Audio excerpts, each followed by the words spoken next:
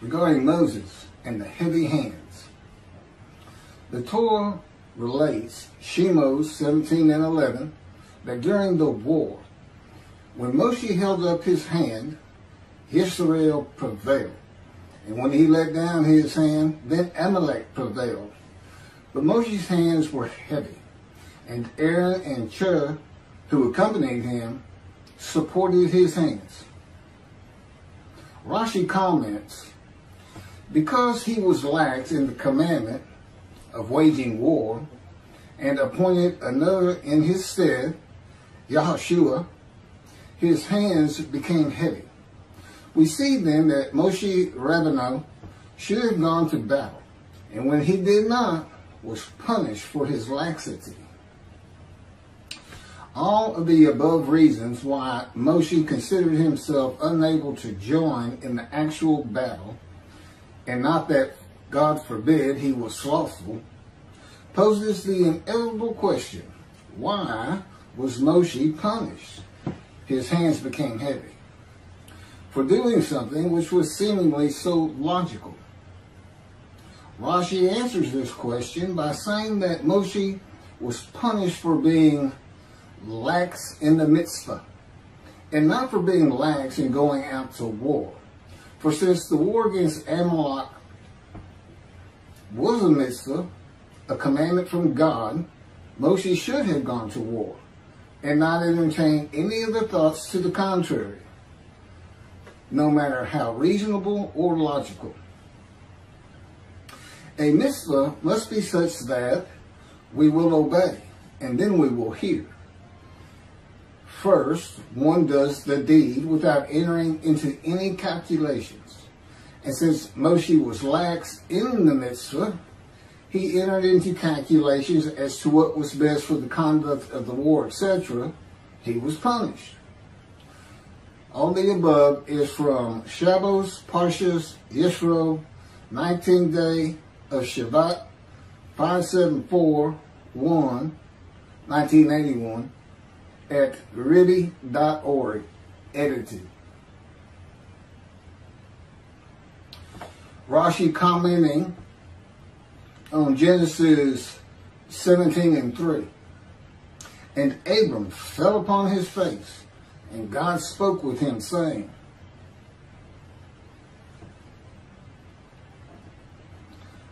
and here's the commentary, and Abram fell upon his face, midrash form, from fear of the Shekinah.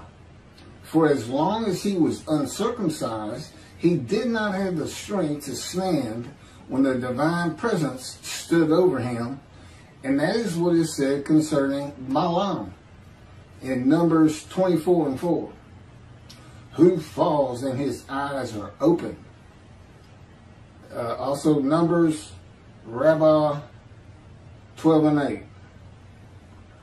I found this in the Beritha of Rabbi Eliezer, Perkei de Rabbi Eliezer, chapter 29.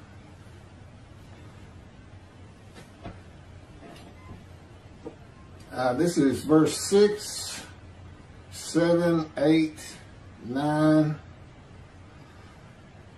of Genesis chapter 1.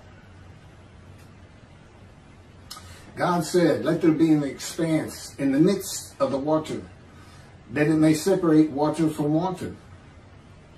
God made the expanse, and it separated the water which was below the expanse from the water which was above the expanse. And it was so. God called the expanse sky, heaven. And there was evening and there was morning, a second day. God said, let the water below the sky be gathered into one area, that the dry land may appear. And it was so. This is Genesis 49 and 24. Yet his bow stayed taut, and his arms were made firm by the hands of the mighty one of Jacob. There, the shepherd, the rock of Israel. This is from Ezekiel chapter 4, verses 4 through 8. Then lie on your left side, and let it bear the punishment of the house of Israel. For as many days as you lie on it, you shall bear their punishment. For I impose upon you 390 days, corresponding to the number of the years of their punishment. And so you shall bear the punishment for the house of Israel. When you have completed these, you shall lie another 40 days on your right side, and bear the punishment of the house of Judah. I impose on you 1 day for each year. Then, with bared arm, set your face toward besieged Jerusalem, and prophesy against it. Now, I put cords upon you, so that you cannot turn from side to side until you complete your days of siege. This is from Ezekiel chapter 2, verses 1 and 2. And he said to me, O mortal, stand up on your feet, that I may speak to you. As he spoke to me, a spirit entered into me and set me upon my feet. And I heard what was being spoken to me. This is from Ezekiel chapter 3, verses 14 and 15. A spirit seized me and carried me away. I went in bitterness in the fury of my spirit, while the hand of the Lord was strong upon me. And I came to the exile community that dwelt in Tel Abib by the Shebar Canal. And I remained there, and I remained where they dwelt. And for 7 days I sat there stunned among them. This is from Ezekiel chapter 3, verses 22, 23, and 24. Then the hand of the Lord came upon me there, and he said to me, Arise, go out to the valley, and there I will speak to you. I arose and went out to the valley, and there stood the presence of the Lord, like the presence that I had seen at the Shebar Canal. And I flung myself down on my face, and the Spirit entered into me and set me upon my feet. And he spoke to me and said to me, Go, shut yourself up in your house. Okay, here's my commentary on everything I just read to you. I know the heaviness of the hands of Moshe. And I know how Jacob's arms were made firm by the hands of the mighty one of Jacob. I have been in a constant state of punishment by the power of God since I offered myself and my soul for guilt to him, as the man described in Isaiah 53. That would be verse 10. It is punishment, but there is far more to it than just that. It also was telling Moshe that God was there and that he was in charge of the battle. And this punishment changes you over time. God is also making you a better prophet. The heaviness is his presence.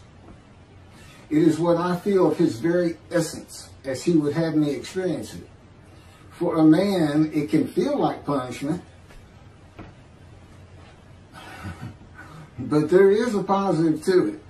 It tells me after 13 years that he never leaves me. God also has me enveloped in his power.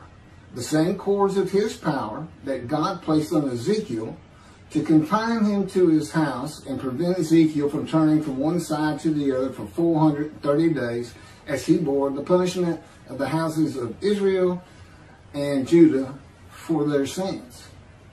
It doesn't say sins, but that's what the punishment would be for. Then there's a reference to, okay, the same heaviness that requires the person of the Spirit of the Holy God to set Ezekiel upon his feet. And that's not real explicit.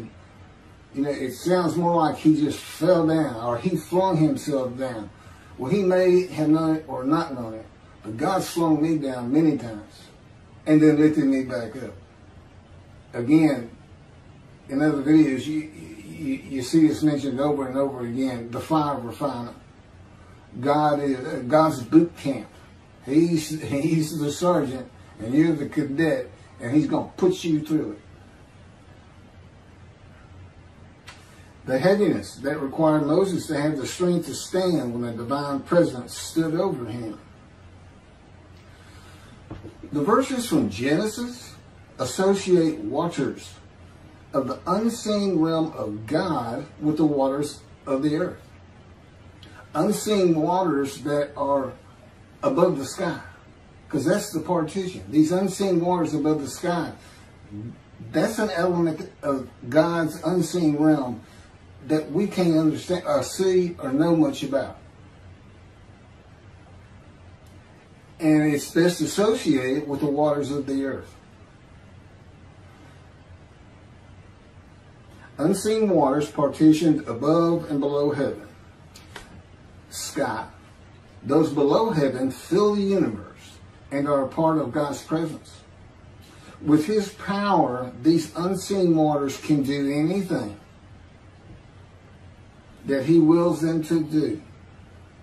And God senses and can see the movement of every single thing and person in creation by and through them.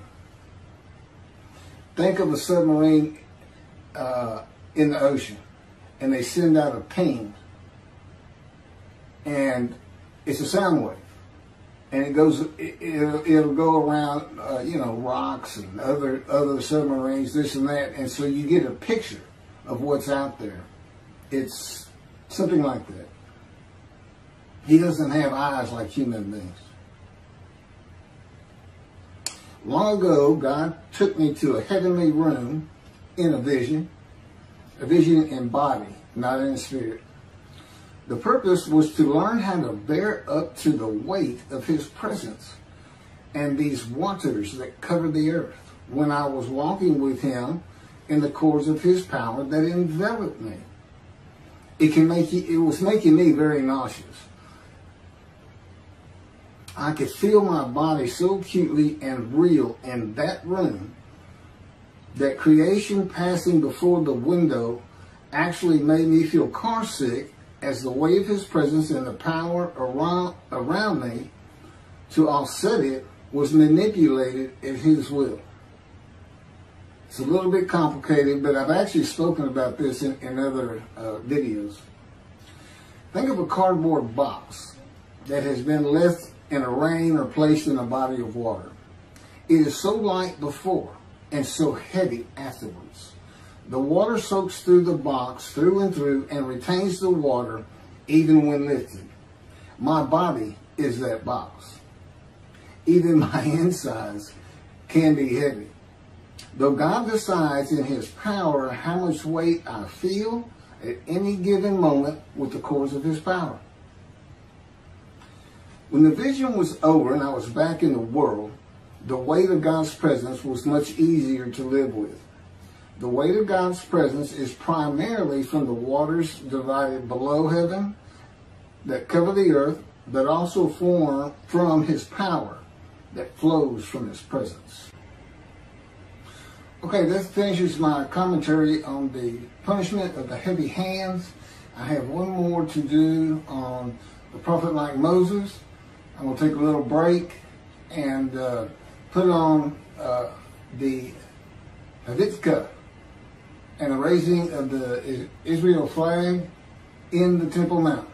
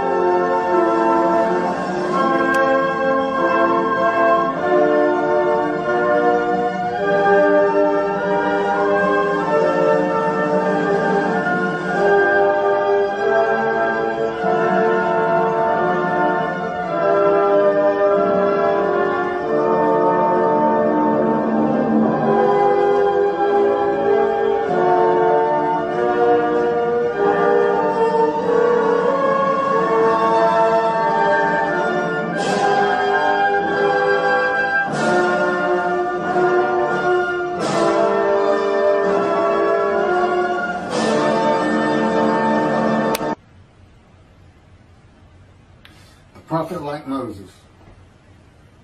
Verses 15, 16, 17, and 18 of chapter 18 of Deuteronomy. This is Moses talking to the Israelites.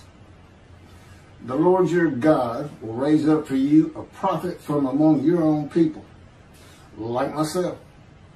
Him you shall heed.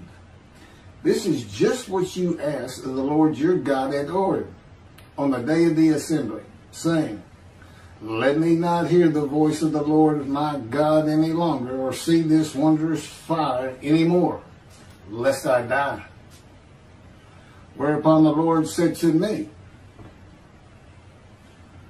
this is the Lord to Moses, they had done well in speaking thus. I will raise up a prophet for them from among their own people, like yourself. I will put my words in his mouth, and he will speak to them all that I command him. This is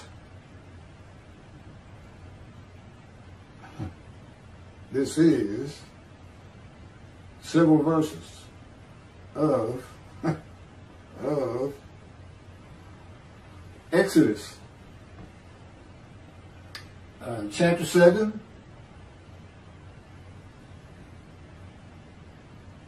verses 1 through 31.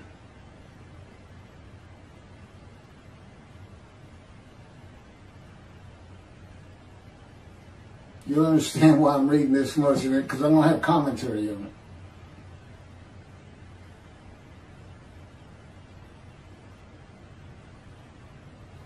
It's actually, it starts with verse 12, not 1. Now, go. And this is God to Moses. Now, go, and I will be with you as you speak, and will instruct you what to say. But he said, please, O Lord, make someone else your agent. The Lord became angry with Moses, and he said, there is your brother Aaron the Levite. He, I know, speaks readily. Even now, he is setting out to meet you, and he will be happy to see you. You shall speak to him and put the words in his mouth. I will be with you and with him as you speak, and tell both of you what to do. And he shall speak for you to the people. Thus, he shall serve as your spokesman, with you playing the role of God to him. And take with you this rod, which you shall perform the signs. Moses went back to his father-in-law, Jethro, and said to him, let me go back to my kinsmen in Egypt and see how they are faring. And Jethro said to Moses, go in peace. The Lord said to Moses in Midian, go back to Egypt, for all the men who sought to kill you are dead. So Moses took his wife and sons, mounted them on an ass, and went back to the land of Egypt. And Moses took the rod of God with him. And the Lord said to Moses, when you return to Egypt, see that you perform before Pharaoh all the marvels that I have put within your power. I, however, will stiffen his heart, so that he will not let the people go. Then you shall say to Pharaoh, thus says the Lord, Israel is my firstborn son. I have said to you, let my son go, that he may worship me, yet you refuse to let him go. Now I will slay your firstborn son. At a night encampment on the way, the Lord encountered him and sought to kill him. Him is Moses. So Zipporah took a flint and cut off her son's foreskin and touched his legs with it, saying, you are truly a bridegroom of blood to me. And when he let him alone, she added, a bridegroom of blood because of the circumcision. The Lord said to Aaron, go to meet Moses in the wilderness. He went and met him at the mountain of God, and he kissed him. Moses told Aaron about all the things that the Lord had committed to him and all the signs about which he had instructed him. Then Moses and Aaron went and assembled all the elders of the Israelites. Aaron repeated all the words that the Lord had spoken to Moses, and he performed the signs in the sight of the people. And the people were convinced.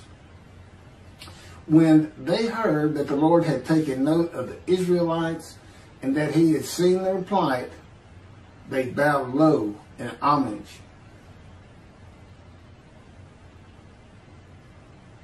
Again, that's verses 12 through 31 of Exodus chapter 7.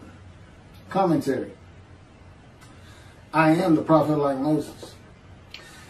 For many reasons, but these in particular, for the reasons that, like Moses, I speak to God face to face. God speaks to me as a friend.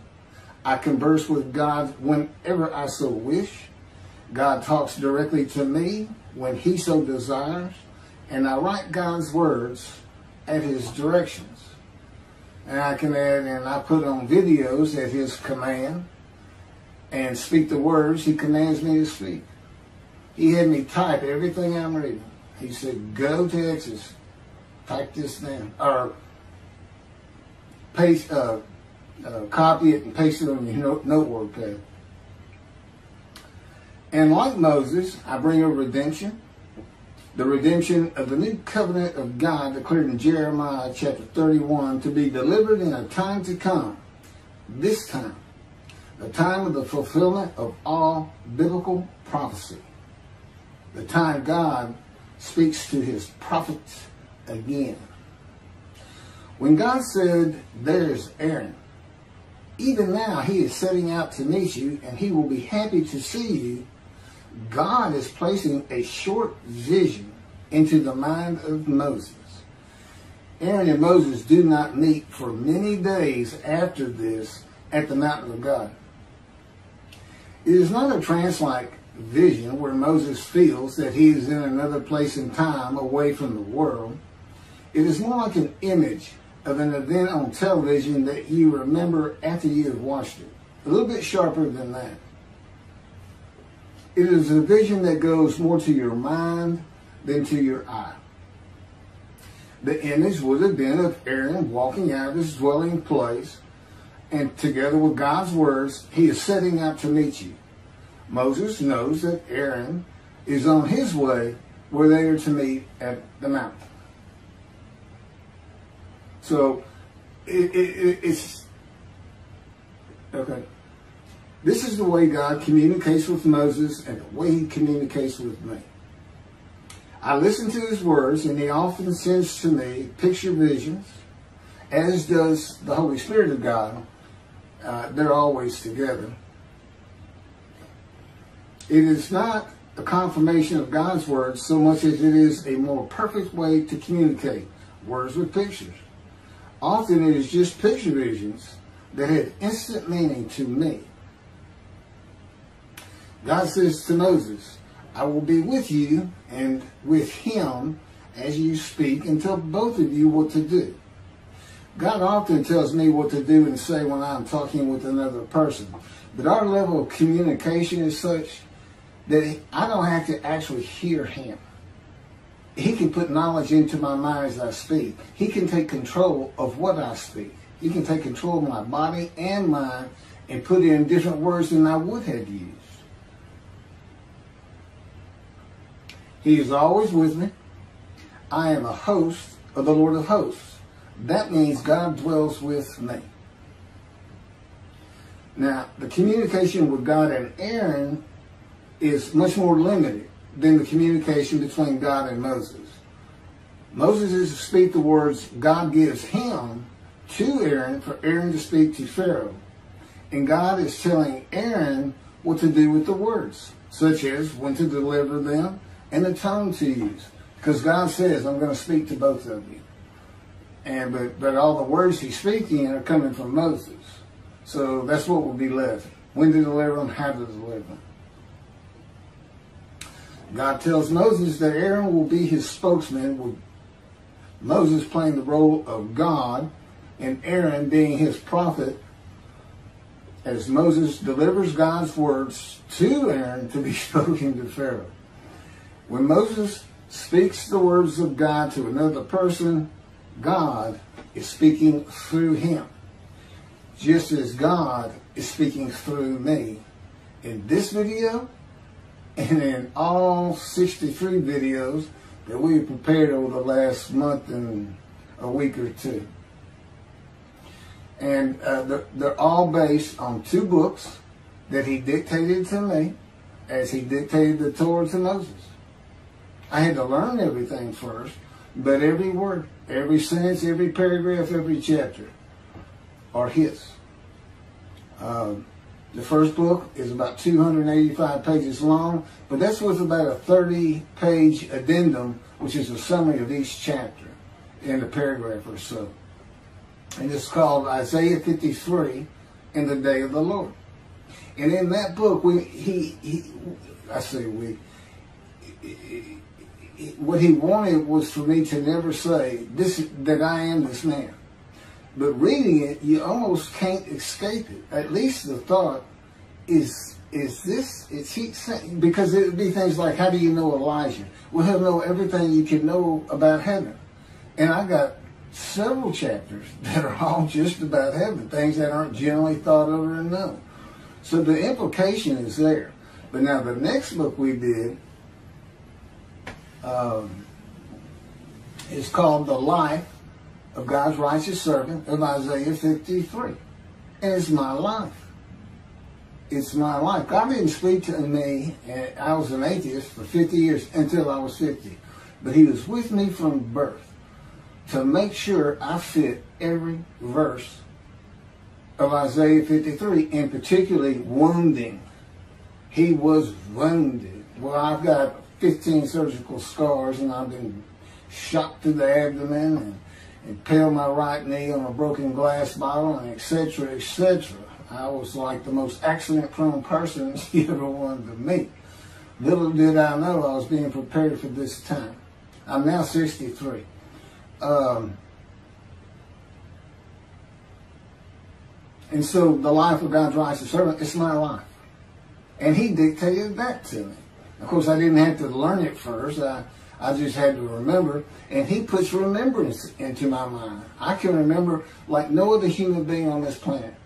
He can have me not only remember an event, the first time I drove a car, for instance, kissed a girl, but he can bring it back to me as though it's actually happening again.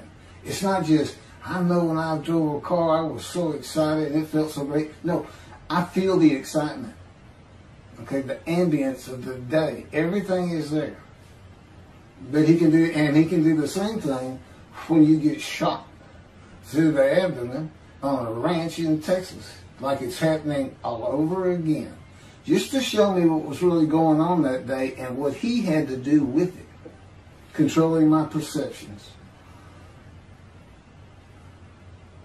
Thanks for listening.